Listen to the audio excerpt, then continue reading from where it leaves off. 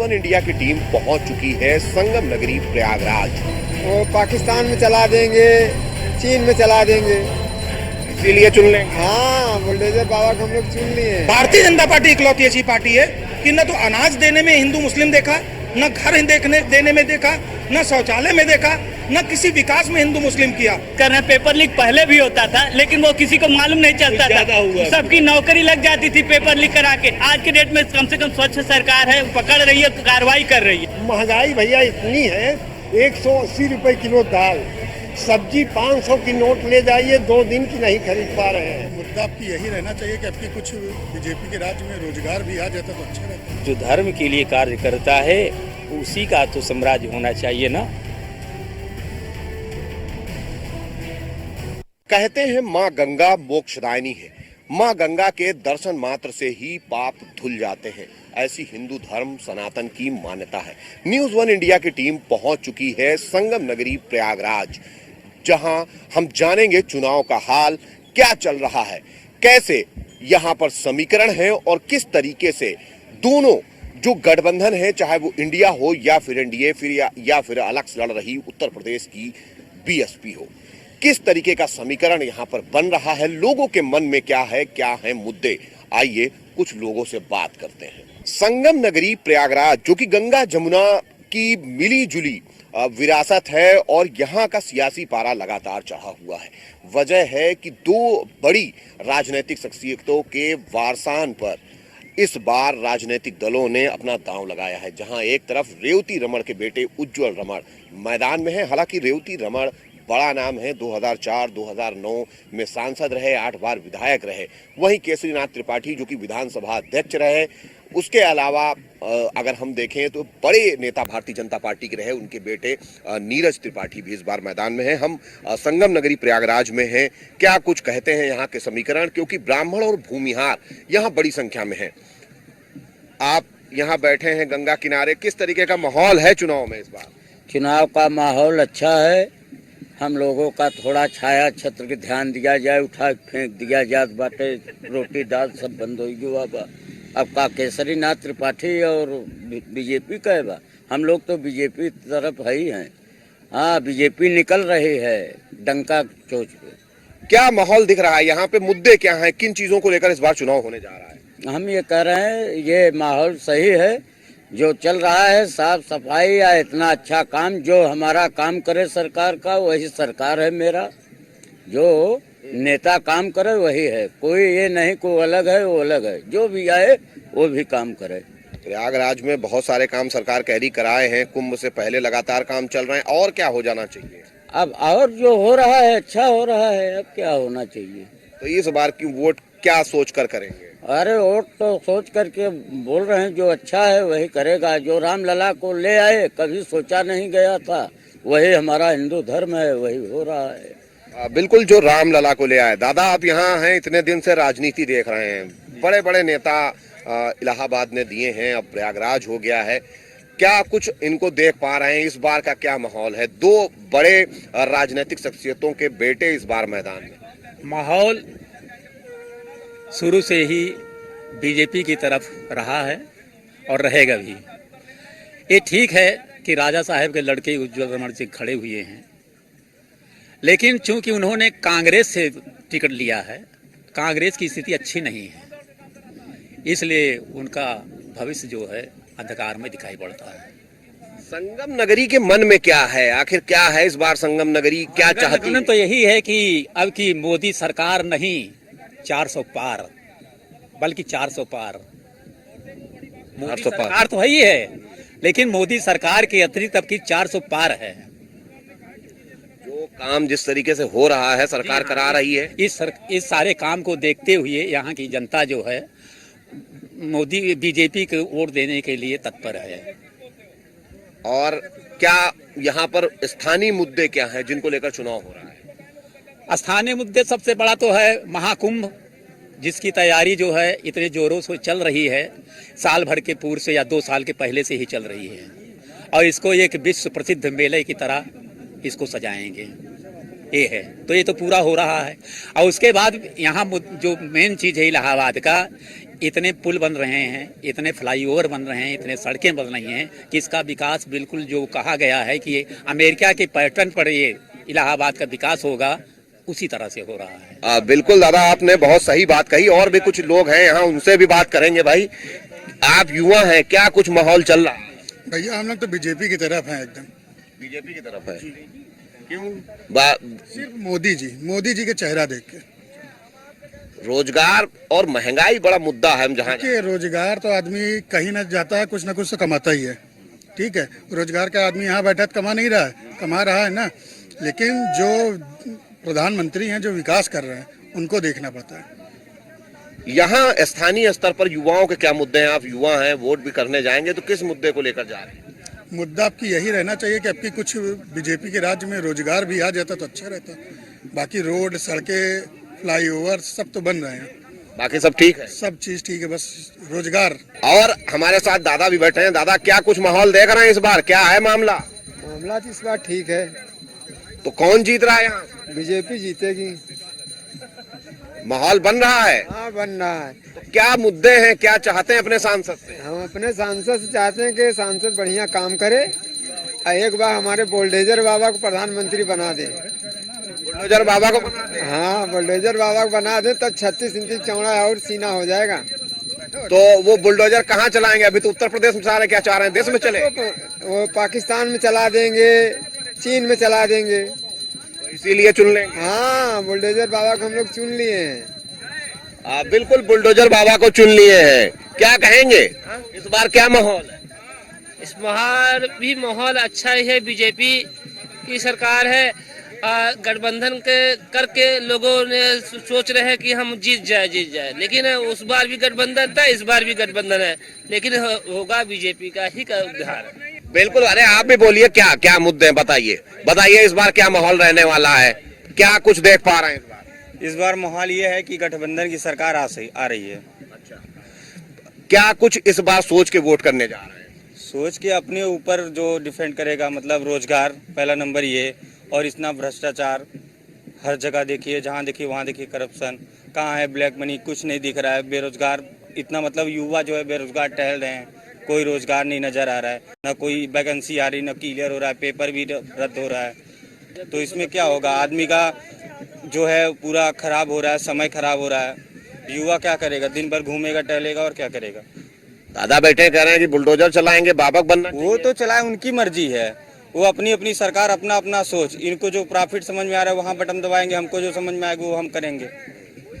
और यहाँ की जरूरत क्या है? सरकार कह रही महाकुंभ है, उसके पहले बहुत सारा विकास यहाँ हो रहा है। अभी तो आपको क्या दिख रहा है? कोई विकास यहाँ पे दिख रहा है? ना बाथरूम है, ना शौचालय है, कुछ है? कोई व्यवस्था नहीं है नगर निगम का, कुछ भी नहीं नजर आ रहा है। और जब देखिए ब्राह्मणों को जैसे दलित के जैसा व्यवहार किया जा रहा है, उठा के फेंक दिया जा रहा है, जहाँ देखिए वहीं फेंक दिया जा रहा है ब्राह्मणों को।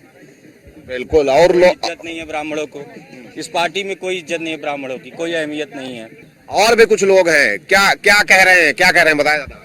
जहाँ तक बेरोजगारी का संबंध है, वो बात अपनी जगह सही है, लेकिन मोदी जी की नीति अलग है बेरोजगार के संबंध में।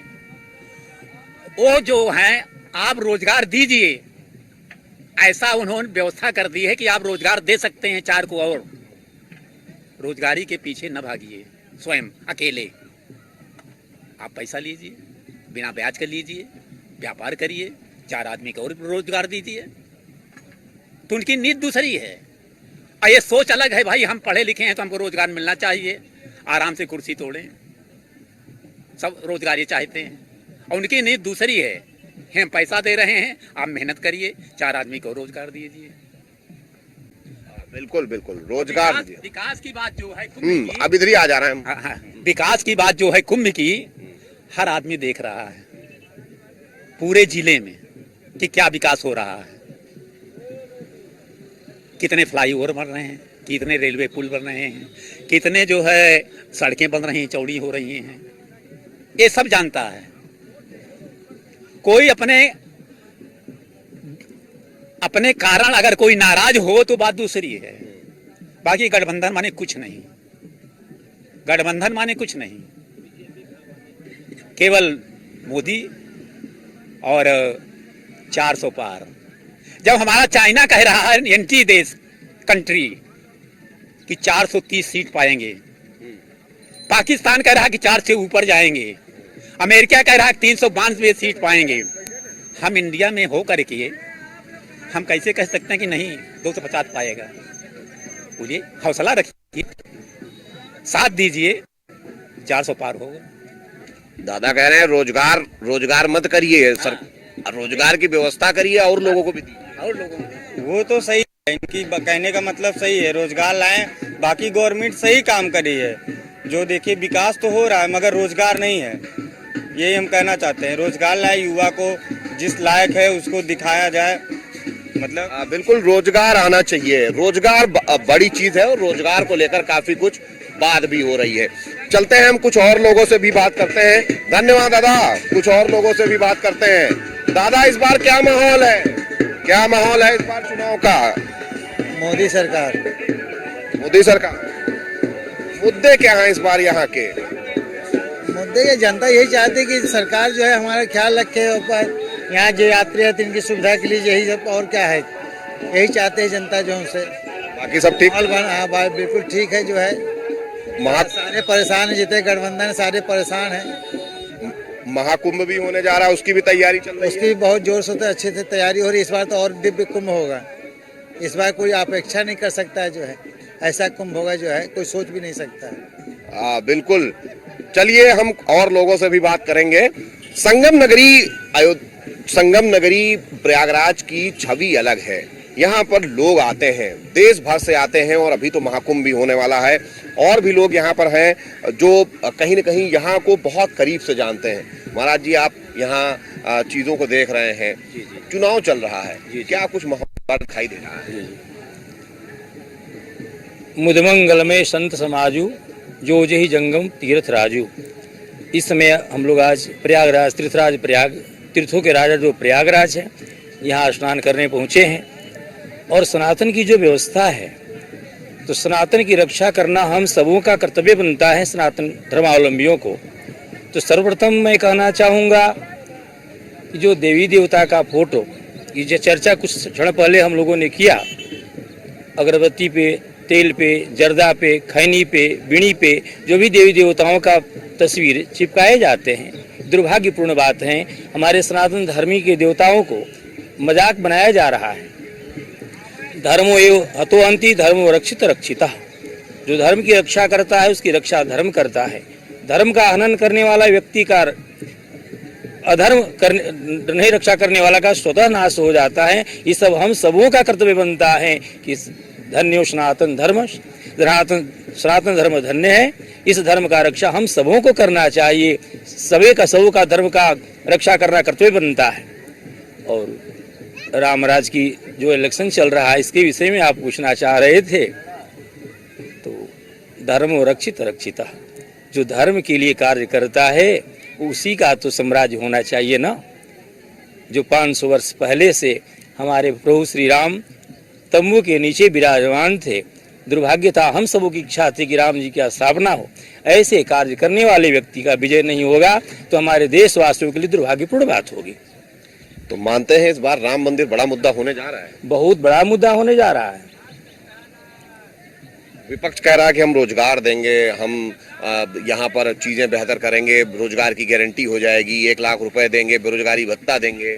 कहने के लिए तो बहुत कुछ है, पर कहने से नहीं होगा, करने से होगा। अब इन दिनों तक लोगों ने जो राज्य किया, तभी तक ये लोग का मुद्दा कहाँ रहा? अभी तक ये मुद्दा हो जाना चाहिए। ये तो कहने की बात है ना कि मैं 1 लाख रुपया दे दूंगा। हम मैं कह सकता हूँ मैं 5 लाख रुपया दे दूंगा। तो कहने से तो नहीं होगा, करने से होता है। देश हित में जो कार्य हो रहा है, आज हमारे सनातनी, हमारे देशवासी कहीं भी जाते हैं देश विदेश में, तो माथा उठाकर बात करने का सौभाग्य हम लोग को प्राप्त हो रहा है। आज काशी में जाइए, अयोध्या में जाइए, तीर्थ स्थान में, तब पता चलता है कि हमारा धर्म और देश के लिए क्या हो रहा है। मौका मिलेगा तभी तो करेंगे। मौका तो लोग देंगे और देना भी चाहिए, और नहीं देंगे तो दुर्भाग्य की बात है। दुर्भाग्य की बात है कि ऐसे कार्य करने वाले लोग, देश हित में जो कार्य हो रहा है, राष्ट्र हित में काम हो रहा है, तो ऐसे लोगों को तो आना ही चाहिए।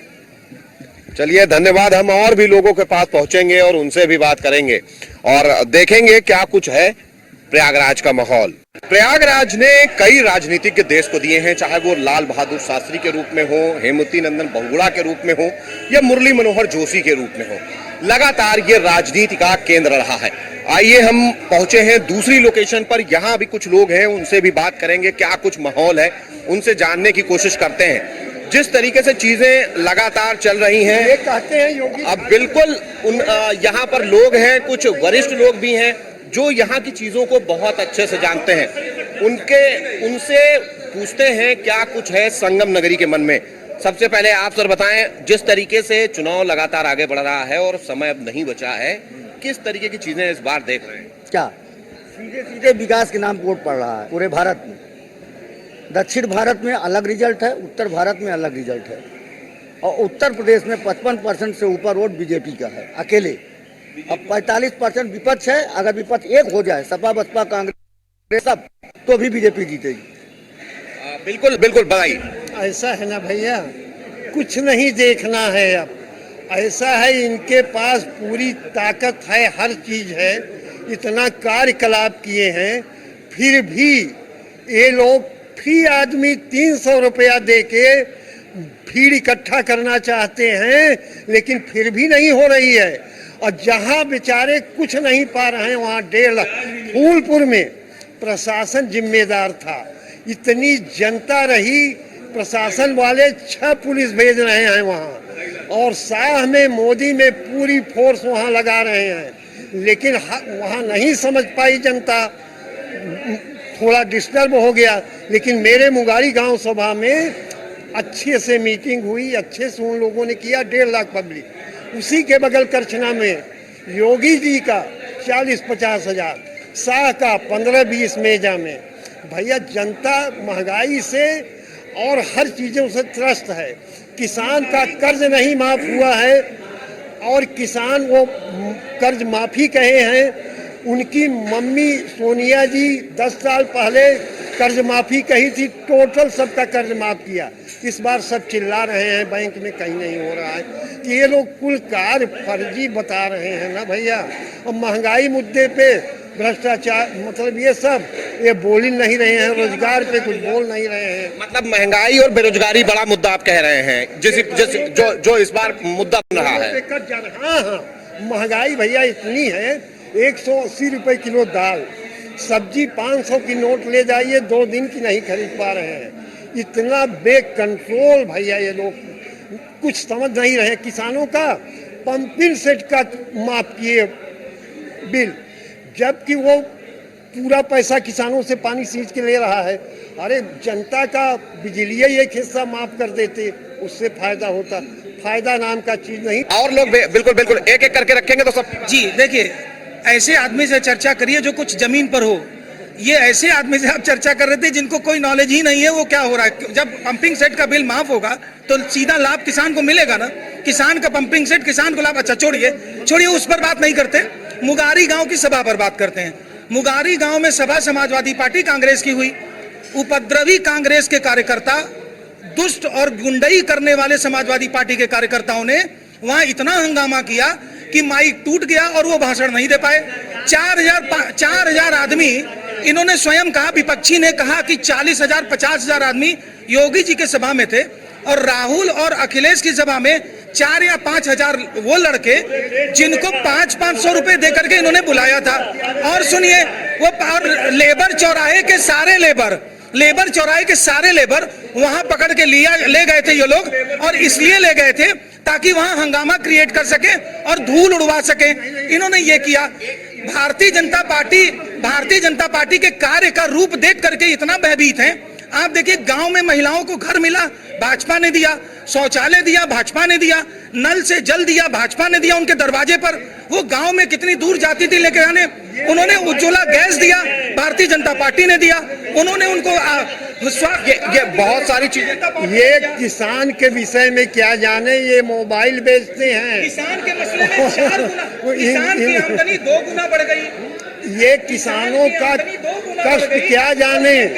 मतलब ये तो सिर्फ मोबाइल में बिजी हैं, बेच रहे हैं। आप लोग आ गए और नहीं, सभी का ले ले। राशन की दुकान चलाने वाले वो हैं, ठग हैं, जो दुकान चलाने के नाम पे जो सरकार का अनाज आता था उसको ठग के रख लेते थे। ये क्या जाने, और किसान बोलते हैं किसान है, झूठ बोलने वाले कहाँ क्या बता लेंगे आप। बिल्कुल बिल्कुल बिल्कुल, आप खतौनी मंगा के देख लीजिए, उनके पास खेत है, किसके पास खेत है, यही मंगा के देख लीजिए, खतौनी मंगा के देख। मुद्दे क्या रहने वाले, मुद्दे में तो कोई बात ही नहीं है। मुद्दे बेरोजगारी है, मुद्दे भ्रष्टाचार है, पेपर लीक है, मुद्दे बनारस का रेप कांड है, कहाँ नहीं है बताइए, कौन से मुद्दे नहीं। बिल्कुल एक करके पेपर लीक की बात कर रहे हैं। पेपर लीक पहले भी होता था, लेकिन वो किसी को मालूम नहीं चलता था, सबकी नौकरी लग जाती थी पेपर लीक करा के। आज के डेट में कम से कम स्वच्छ सरकार है, पकड़ रही है, कार्रवाई कर रही है। ऐसा नहीं है, पहले यहाँ जो है एक लोकसभा आयोग के अध्यक्ष थे, वो क्या करते थे जग जाहिर है, कहने की बात नहीं है। आप क्या कहेंगे, क्या कुछ इस बार देख रहे हैं, इस बार चुनाव कहाँ जा रहा है, किन मुद्दों को जा रहा है? हालांकि भारतीय जनता पार्टी 2 बार से लगातार यहाँ पर है। 2014 और 2019 का जो चुनाव हुआ है, ये 2024 का चुनाव 2019 का भी रिकॉर्ड मतों से चुनाव जीतेगी माननीय मोदी जी के नेतृत्व में। और जनता वोटिंग कर रही है कानून व्यवस्था और देश के विकास मान सम्मान के लिए, ये पहली प्राथमिकता है। और रही बात बेरोजगारी की, जो रोजगार के लोग बात करते हैं, यदि पढ़े लिखे व्यक्ति हों, पढ़े लिखे हैं और एलिजिबल हैं, चाहे जिस कंडीशन के एलिजिबल हैं, तो सरकार ने सारी व्यवस्था बना रखी है। आप बैंक में जाइए, अपने बिजनेस व्यापार को स्टेबल करना चाहते हैं, आपको लोन मिलेगा। यदि आप और बड़े व्यापार करना चाहते हैं, तब भी आपको लोन मिलेगा। आप अगर पढ़े लिखे हैं तो आपको जानकारी होनी चाहिए ना, सरकार की नीतियों के विषय में जानकारी होनी चाहिए। दूसरी बात, आप जानते हैं सर, चुनाव सदैव 3-4 मुद्दे पे हुआ करता था, नारा लगा करता था हम लोगों को बचपना में भी। सड़क, बिजली, पानी, ये बेसिक जरूरतें होती हैं। आज हम बड़े दावे के साथ और गर्व के साथ कहते हैं कि सरकार ने जो इन तीनों चीजों की व्यवस्था कर रखी है। पहले गांव में यदि 2 खंभा बिजली का आ जाता था तो पूरे गांव की राजनीति 2 खंभों में लग जाती थी।